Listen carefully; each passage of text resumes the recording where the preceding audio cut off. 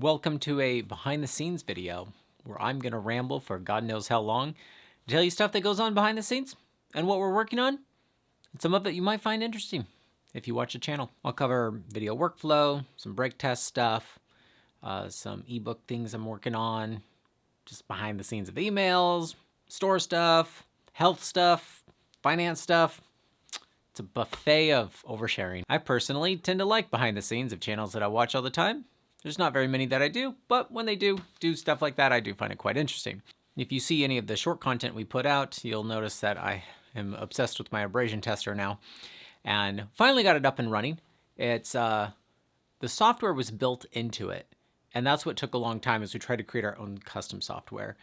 And that, I mean, it would have added a little bit more customization, but like the stuff that's built into the servo motor was, honestly, it's all I need, because I got an external counter, and I just kind of can time when I'm going to hit like 1,000 cycles or 5,000 cycles. I just set it, my watch to like an hour and 20 minutes, come back, and I'm in the ballpark. It's interesting what I'm finding out, because this rope is has Technora in it. It's not completely Technora. And it's shredded after 1,000 rubs, and this dynamic rope I also rubbed 1,000 times and you wouldn't know it. And nylon and Dyneema slings that I was rubbing this rope on. I just like to just rub stuff.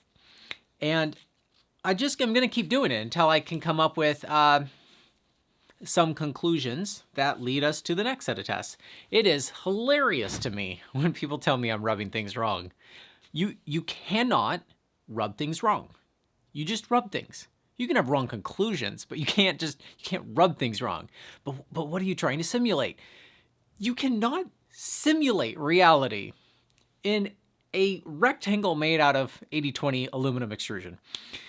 It's just the matter of consistently testing something. Like I have the same edge on the same amount of rubs and the same weight hanging from it on all of those ropes. And they do different things. I think that's interesting. And everyone's like, you're doing it wrong. It's like, oh my God, material scientists, they're like welders. They're like not people. But it makes me better at science communication, which is more of an art than a science. I do like the comments. It makes me sharper. It does steer me, and I do like posting the short content before the long content. So one strategy I try now is, instead of like recycling the long content and like making a 60-second preview for you to go watch the video, I actually kind of post several shorts of something that I'm going to make a long form video of, reading the comments, seeing where people kind of go when I post something. It's like, whoa, everyone went left field on me. It's like, whoa, well, we should address that. And so then the long form videos become better because of it. So workflow is always experimenting with workflow. I'm always experimenting with how to post things.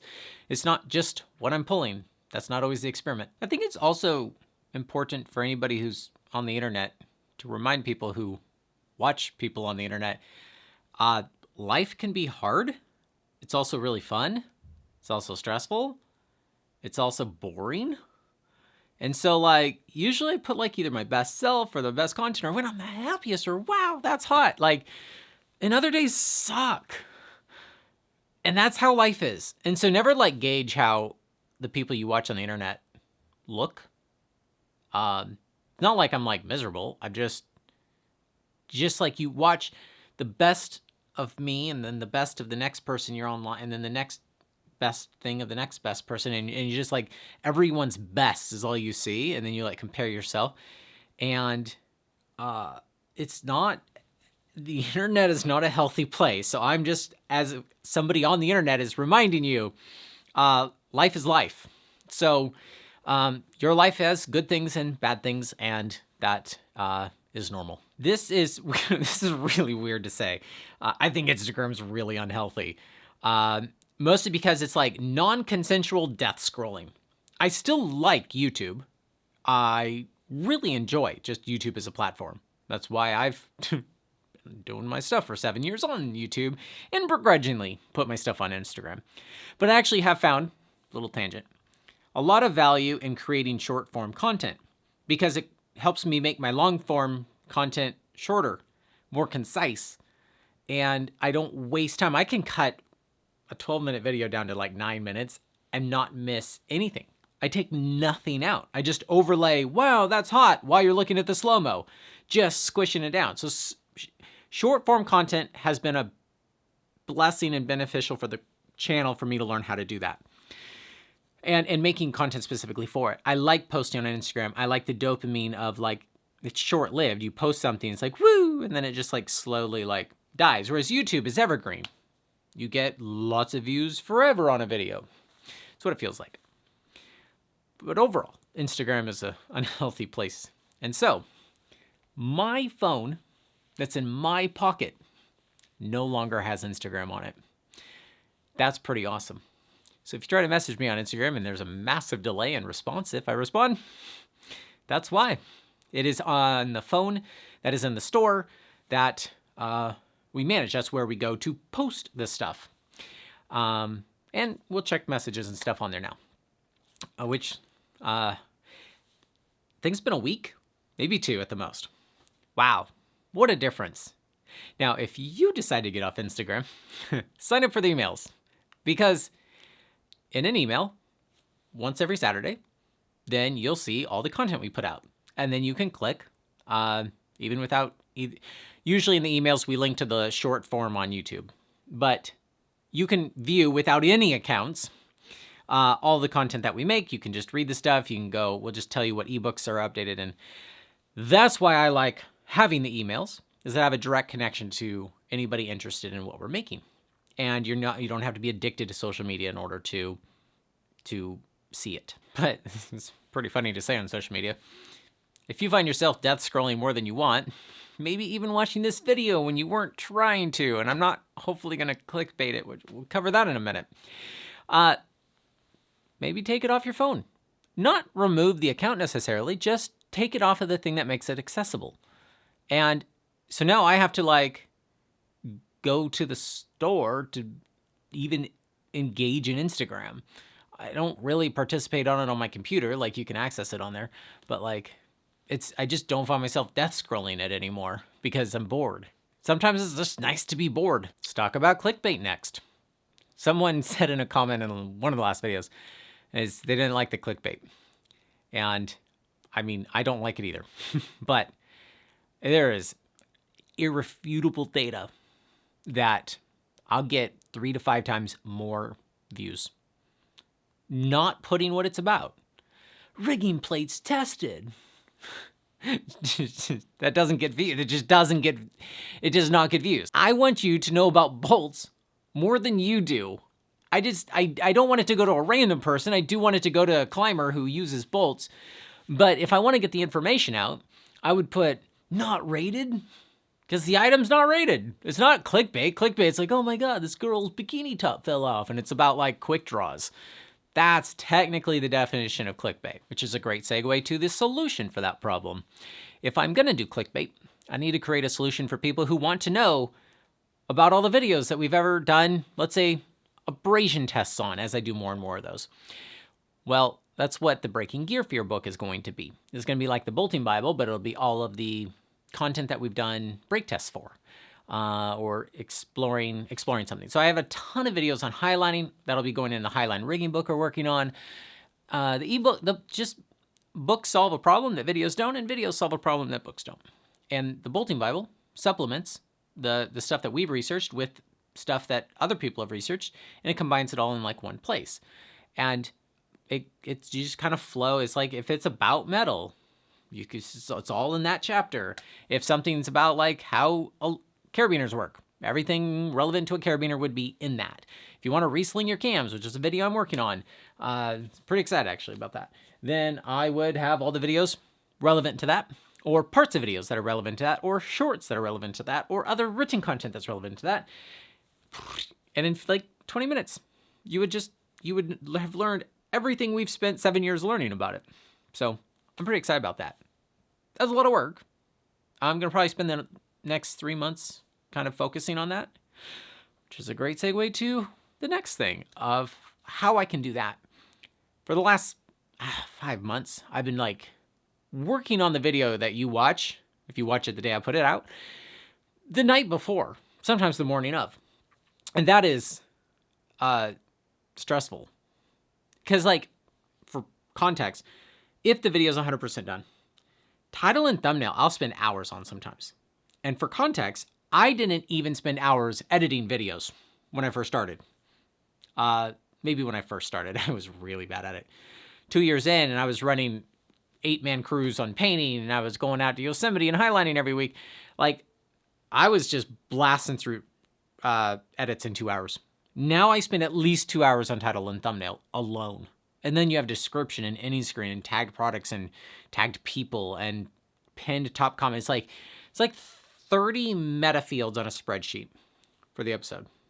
And so it takes 1 to 2 hours to post after you have the title and thumbnail, a video. Anyways, for me to work on that on a Tuesday night to post on a Wednesday, which I've never still missed a Wednesday in 7 years. Sometimes it's easy and many times it's stressful, but I've never missed one. And just to do that the night before is hard. Why would I do that the night before? Well, it's not like I'm a finance news channel. Those guys and tech channels have to like make content fast and put it out as fast as they can, or it's like not relevant anymore. I don't have to do that. It's not the content I kind of cover. If I'm going to test single, double, and triple fishermen's and compare them all, I can post that in 6 months and I'll still be a good video for you guys. That's in the bank. Banking videos. So if I have videos done in advance and my goal is to have a month of videos and short form done in advance, which allows me to work on things that take a lot longer to do.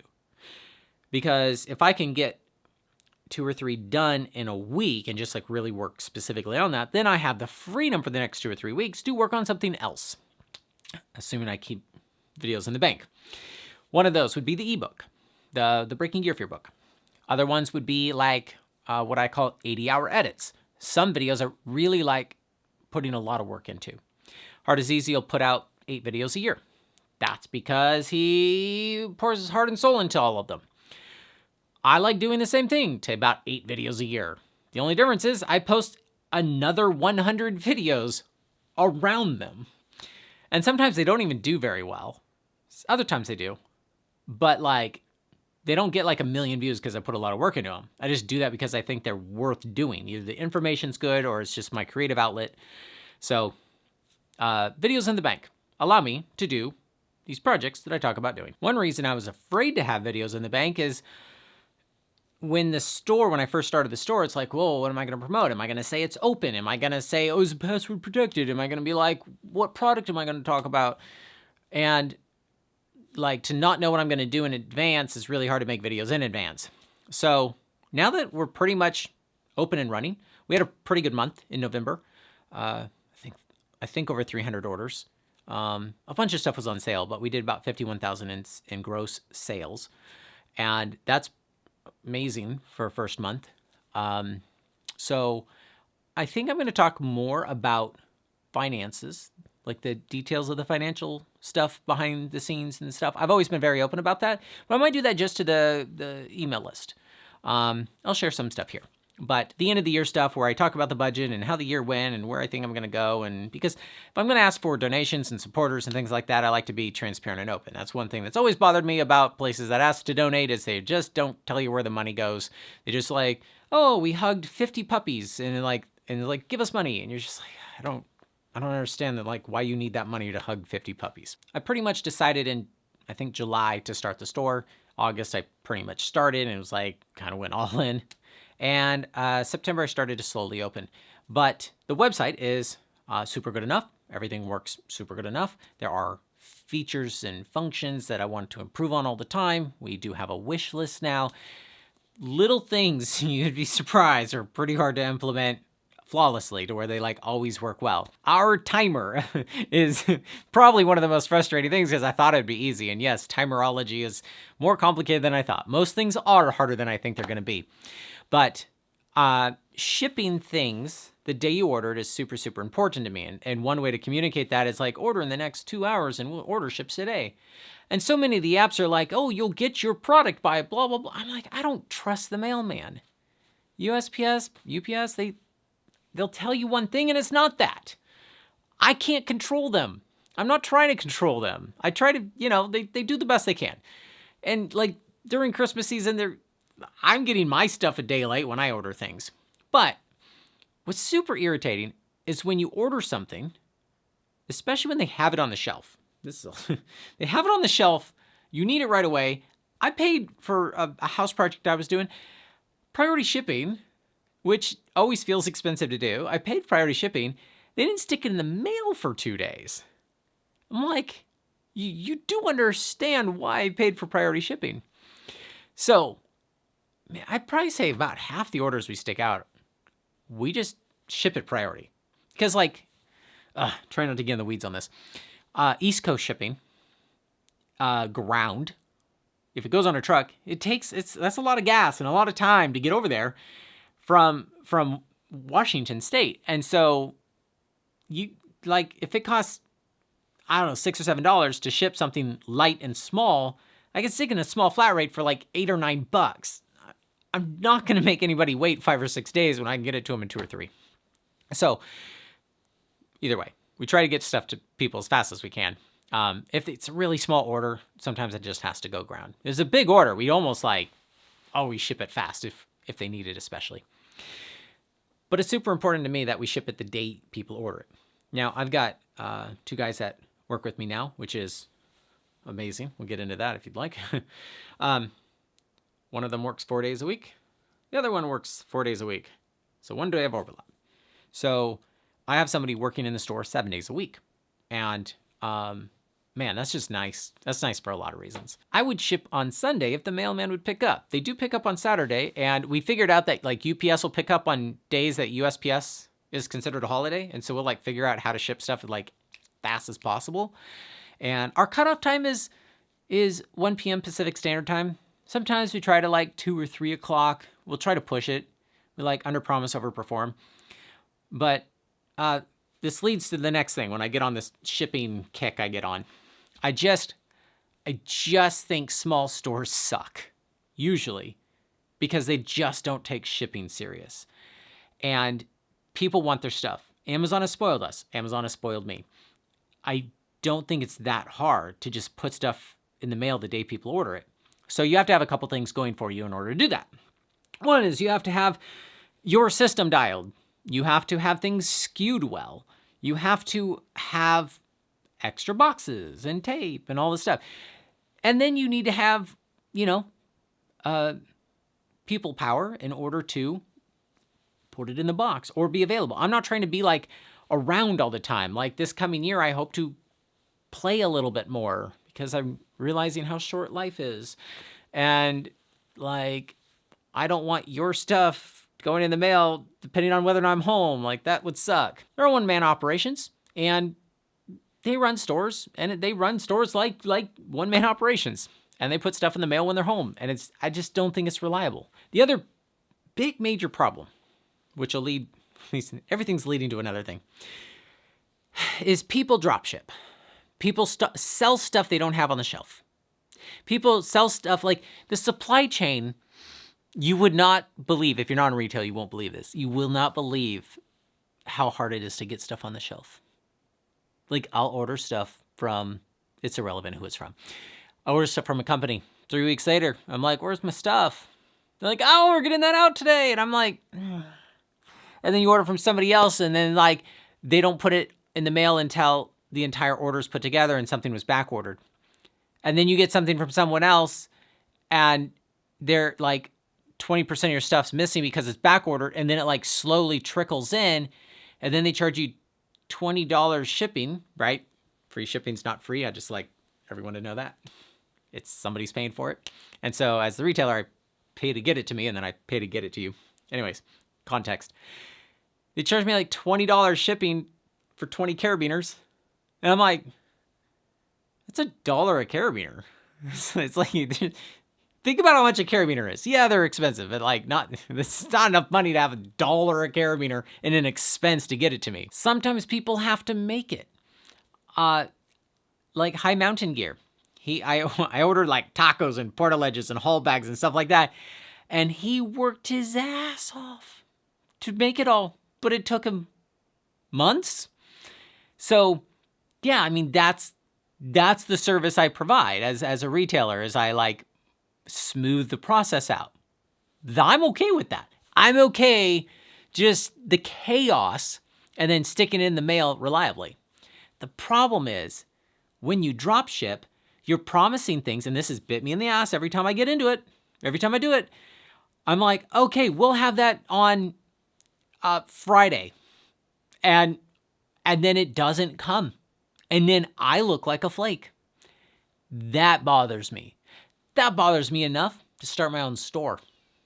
So I don't want that to be in my own store. That's why I started a store, so I could be reliable. I like to promise things that I have control over. I don't need to have control over everything. I just don't want to promise things I don't have control over. Anyways, so if I drop ship something, which means I sell something somebody else has possession of, and either they ship it directly to you or I have to receive it and then send it to you, you are now a part of the chaos, or you get introduced to the chaos. And then how many times are you willing to do that before you think that the retailer is the flaky one? So that leads me into pre-orders. I have an opportunity to sell the Pinch, Edelred's new belay device that you'll be seeing me post a bunch of. It's a pretty cool belay device. I get one of 7 in the United States, along with Tommy Caldwell and a few other people, which has given me opportunity to go maybe film with him, which I decided to postpone till after the holidays because that sounded stressful to try to coordinate all that. So after the holidays, I may be filming with Tommy Caldwell, which somebody pinched me. Yeah, that was good. That was on the fly. Did not script that joke. And we'll film the Pinch and maybe some other stuff that he wants to do, which I think is pretty cool that he wants to film some stuff that he's interested in. I love that. But it comes out in like April, May, June. Depends if like everything goes well. Oh, sorry, COVID 2025 happened. Like, I don't know. Stuff happens. And then you're like, you got a bunch of people's money. Or do you charge a credit card as soon as it ships? Depends on who the retailer is. Even if you did that, people are expecting it. Do I do pre-orders? This is a decision I have to make. If everyone else is doing pre-orders and I make a bunch of videos about it, 1,000 of these things are going to sell. And I'm not going to sell anything until it's on my shelf because old man stuck in my ways. Okay, put disclaimers on the website. Are people going to remember them? Are people going to be like, associate you with fast, reliable shipping if they don't get their thing for a month? If I get all the units I have sold, which leads me to 3PLs. If you don't know what a 3PL is, that is third-party logistics, where there is an actual item in somebody's possession that is managed. The stock is managed. They know how many of those things they have, and they have a warehouse system that they ship every day. They have a lot of employees, and that is what they do. They ship the thing because you order on the website, my website, and then I pay them to fulfill it. That has pros and cons, right? Because I have in my warehouse almost 200 grand worth of gear, which sounds like a lot, but that's like barely enough to have most everything that you would want if you show up to a climbing store. Man, if I had another 100 on the shelf, I would have everything. I don't have any ice tools. I don't have any current buns. I don't have any ice stuff because I ran out of money. Could lead us to the next thing if you'd like. But then it's tempting to try 3PL because it's no different than me having a second warehouse. I might experiment with that. I might experiment with the pre-orders. But these are all things that go in my head as I aim to be one of the most reliable small stores, shippers out there in this industry of climbing. The financial side of the store is very interesting. I am shocked how much money of cash flow gets tied up in the pipeline. Now, I painted houses for 20 years, so you're going to get a paint analogy. If you are trying to paint 5 doors and you're going to spray them, you run it through a paint sprayer, an airless. And by the time you suck the paint up through the snorkel and you run it through the 50-foot hose because that's the hose you have for your airless because you paint exteriors with. You don't just have a 25-foot hose airless sitting around. And then the snorkel like sits off to the side and it like you need that much paint just to go in the snorkel. Pretty soon you barely have enough paint to spray those 5 doors because it's all in the can, in the hose, in the gun, the waste, because you're spraying past it. Now it's getting on the masking paper and the plastic. So let's talk about cash flow. Shopify, the Black Friday sale, good Black Friday sale we had. They take like a week to give me my money, or like 10 days, right? Because they got to get the money, it's got to clear, and then they want to be a bank, so they don't give you your money right away. So you open up an account with them. I don't want to do that yet. So they hold my money for a week or two. I'm like, whoa, you owe me how much? 15 grand? Like tied up in, I call this financial purgatory. So you have financial purgatory there. You have, I give a brand like 20 grand. It was like the totems were like 21 grand. That's fine. I wrote the check. I gave the money. The money is out there. It is not on my shelf yet. You have to wait weeks before it's on the shelf, on the website, and ready to stick in a box, so I can stick it in a box the day you order it. And so once it's on the shelf, then in my mind, it is an asset. It is something I own that I can sell and hopefully get my money back. Ideally more than that. But if it's like just stuck in financial purgatory, and then I talked to a company, I'm like, yeah, I'll buy 1,000 crossover bolts. That's a lot of bolts. We just got those in today. Then it's like, oh, now I can't spend that money. Now I got thousands of dollars that I wait for them to be made. I've been talking to Dave for like 3 months. Because I kind of started talking to him right as he was making them. I was like, what's this new thing you've been making? It's actually one of the best glue and bolts on the market, in my opinion. And so that's why I went all in on those bolts, as I think they solve most glue and bolt problems. They're a little bit better than a wave bolt, a little bit better than the twist bolts. You don't need an 8mm twist bolt. That is way overkill. Though I will carry more of a variety as the finances allow. I'm trying to decide how much from Romer I'm going to carry. They do offer solutions nobody else offers, but then like there's thousands of dollars, and I'll spare you guys that one. Also, because I'm a new company, I don't have data. I don't have reliability. Plus, past doesn't represent the future, or whatever they say about stocks. Just because I had a good year one year doesn't mean you're going to have a good year the next year. I want to know that I have months of payroll in the bank if I'm going to have payroll every week or every other week. Like, I don't want the stress of being like, am I going to be able to pay my bills? Am I going to be able to pay my guys? No. So like as a new company, I had to like tie up a ton of cash. So that extra 100 I thought would be on the shelf is just floating in the paint hose. Now I got 3 things going for me that make sense to start a store. One is marketing doesn't cost me anything. I don't have to pay for eyeballs. Most companies, when they make advertisements, they have to pay for Google Ads. I don't have to do that. So that's a benefit I have. Not that I'm trying to make everything a commercial. I just don't have to pay to announce that I have a store. Anyways, 2, I don't have to rent out a separate warehouse. I'm already able to just use the space I'm already in. It saves a lot of money there. And 3 is I'm not going to go in debt. I didn't lose all my money in crypto. So the reason I stopped doing YouTube full time is because I knew I had a big buffer to figure out how to make this channel sustainable. Celsius. Goddamn. But at least FTX didn't get me. I was too bitter about Celsius. Don't put all your eggs in one basket. And I didn't. And I knew that. And that's why I still had money to start a store. And man, if I had that money, I'd have a lot of stuff in the store. Anyways, moral of that story is I don't have debt. The only thing I have to do is make payroll. So, and my personal bills.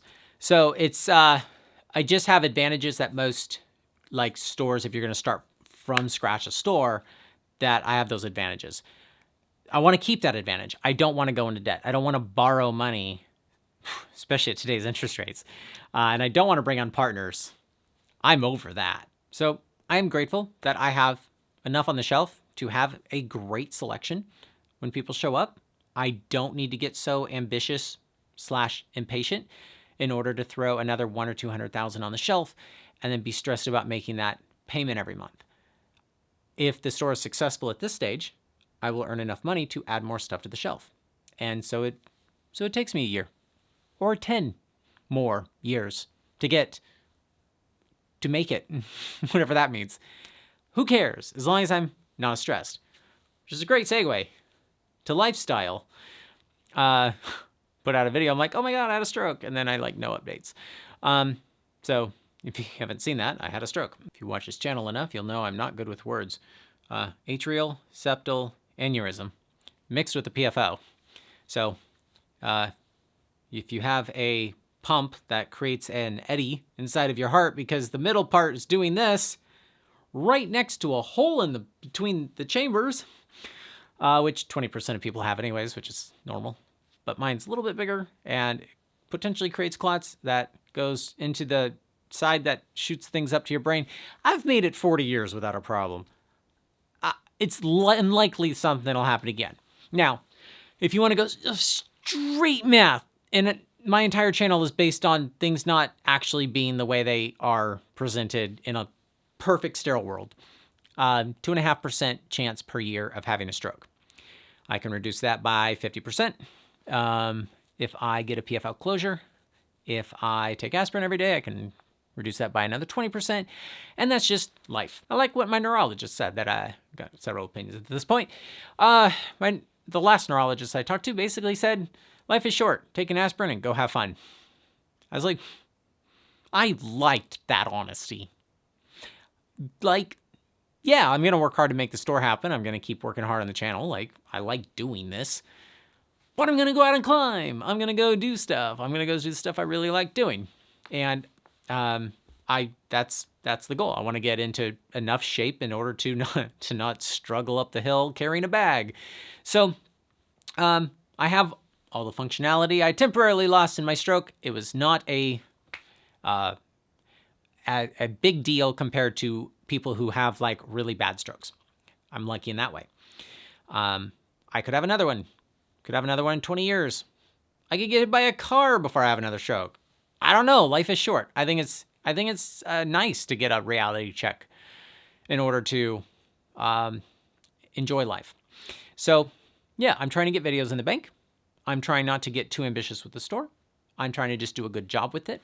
I'm trying to make videos that are interesting to a combination of very interesting to me with interesting to the most people possible, which is the most requests that come in. Something you might be proud of me for, so many people give me this advice, is not to respond to everyone that messages me. So I finally stopped doing that. I still respond to a lot of people, but I just cannot respond to everyone anymore. So, I literally added a store to a channel that was taking up 80 hours a week of my life. So if you have a problem with your order, we'll answer it on a Sunday night at 9 p.m. Obviously, I take the store stuff pretty serious. If you have an issue, obviously we'll we've got people monitoring that inbox like crazy. But break test requests, we read them, and sometimes we respond, sometimes we don't. I think that feedback is helpful, and I do appreciate it. I just can't always give more of myself. I give a lot of myself, 7 days a week of myself to this goal of answering questions that people have about their gear. I'm not going to do more than that. I'm going to go out and climb and enjoy life and hang out with friends and only work 80 hours a week, but not more than that. Something I think that's helpful is having things like the abrasion tester is super done enough. We got some more edges coming, things to test. I got a new bolt adapter thing that we'll be able to test different glue and bolts. We're always improving, but these massive changes aren't that's the part that's really hard while you're trying to make videos every week. And now that the store is established, we can plan in advance and do something super interesting. I did a rescue center. We edited rescue center videos, and they claim it slips. And so we tested on 11 mil, and it, spoiler alert, it did not. It did not slip. It completely chewed that rope up. But there's context, right? It's what type of rope, and does it do it on 10 mil? And it's just different for everything. And there's so much information that I hope to put on the internet. And the best way to organize all that is the Breaking Gear Fear book. So just people can be like, oh yeah, I like what the channel's doing. Go hunt down the stuff, figure out everything we caught up to on that topic you're interested in, and then bounce for a while. Because it'd be great if you weren't addicted to social media. I don't think that's totally healthy. So remember, life is short. Make sure you don't get addicted to social media. Go out and play. Go have friends. Don't work too much. Don't work too little. And yeah, if you like what we're doing, hit things like this. Sign up for emails. Or don't. That's okay too, if this isn't your cup of tea. But I do not know how you made it to the end of this video if you're not into this stuff. Anyways, thanks for watching. We'll do some behind the scenes videos whenever it makes sense to do that. Cheers.